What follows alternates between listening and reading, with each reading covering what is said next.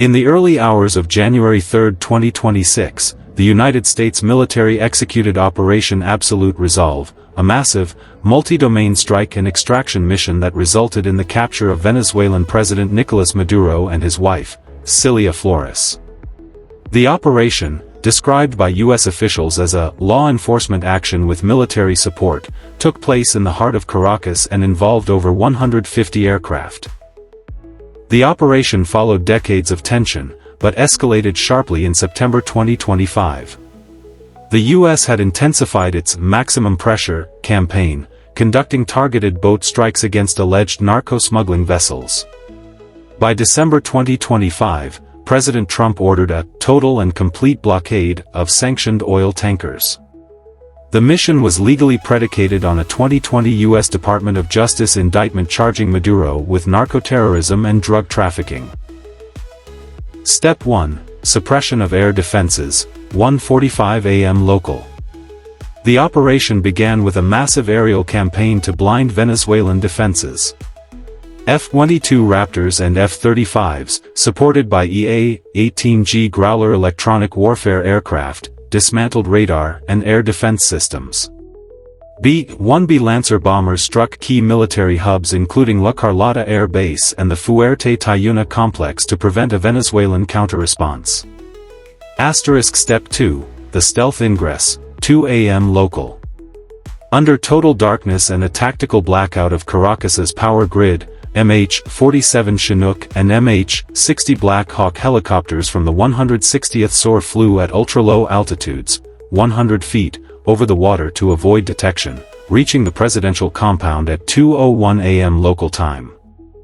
Step 3, the Bum Rush Raid, 2:01 a.m. to 2:30 a.m. local. Delta Force operators and DEA agents descended onto the compound. Maduro reportedly attempted to flee to a reinforced, steel-lined safe room. However, U.S. forces, who had rehearsed on a full-scale replica of the compound, breached the residence so rapidly that Maduro was intercepted before the safe room door could close. Step 4, Extraction and Transfer, 2:30 a.m. to 5 a.m. local. Maduro and Flores were secured and immediately flown to the USS Iwo Jima, an amphibious assault ship stationed offshore. By 5:21 a.m., President Trump announced the success of the mission on social media, sharing a photo of Maduro in U.S. custody. Donald J. Trump authorized the mission at 10:46 p.m. Eastern Time on January 2. General Dan Kane, chairman of the Joint Chiefs of Staff who coordinated the 150 aircraft air package. Delta Force and 160th SOAR, the primary apprehension force responsible for the ground raid and aerial insertion. Delcy Rodriguez, Venezuelan vice president who denounced the act as a kidnapping and called for international intervention. Official statements: the U.S. Department of War, newly renamed in the 2025-26 term, and the White House confirmed the details in a press conference at Mar-a-Lago on January 3. Visual evidence: photographs released by the White House showed Maduro on the USS Iwo Jima wearing a gray sweatsuit, blindfolded, and wearing noise-canceling headphones. Legal proceedings: on January 5, 2026, Maduro and Flores appeared in a Manhattan federal court, where they pleaded not guilty to narco-terrorism charges.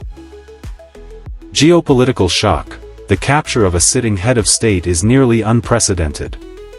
The UN and several nations, including Mexico and China, have condemned the raid as a violation of sovereignty.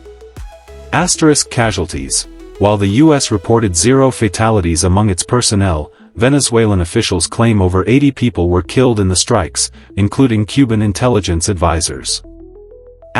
Interim governance: President Trump stated the U.S. would run the country until a transition plan is established, with a focus on U.S. oil companies managing Venezuela's energy infrastructure.